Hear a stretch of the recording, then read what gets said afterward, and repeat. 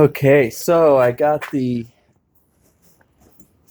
directional reverser put back on, and I was just real careful, and there's a shaft sticking out of this transmission, and I just used this little winch dolly thing.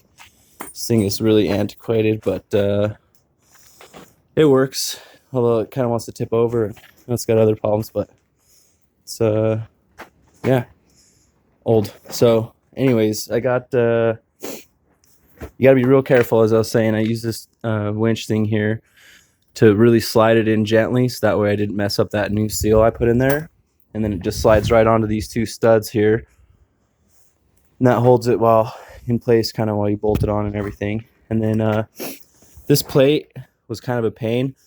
I tapped it with a hammer just gently to kind of get it on there on the bearing that's on the inside, and close enough that I could start threading these. And then I just did, star pattern, and slowly tighten that on, doing like a 1 full turn at a time, 2 full turns, something like that.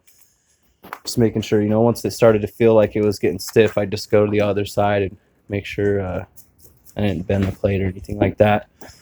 So I'm a little bit concerned. I feel like it should have a tiny bit of play, like just like a ka-chunk type of thing. I feel like it had that before I took it off, but then again, also, I think the play was actually coming from that centerpiece in the directional reverser. Now that it's all welded together, making a shaft, it's not really working. So it's not really moving at all. And there's another thing slightly concerning, was that it looks like there's some wear on this right there, which is kind of offset. It's almost like this didn't quite slide in all the way. So, yeah, but when I bolted it together on the inside, the plate does go kind of right up to that other bearing. So, yeah, that's a little bit reassuring, but still kind of concerned, because I'm wondering if this shaft didn't completely slide all the way.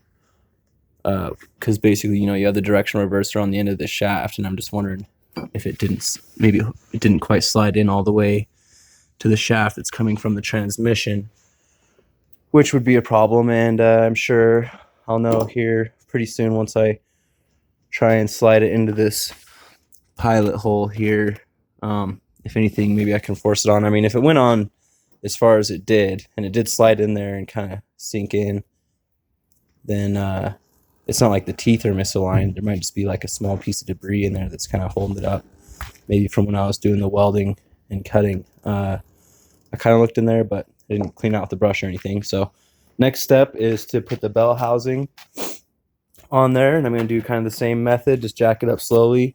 And this one just has bolts to go through there, so I'll be ready with some bolts and bolt it on there.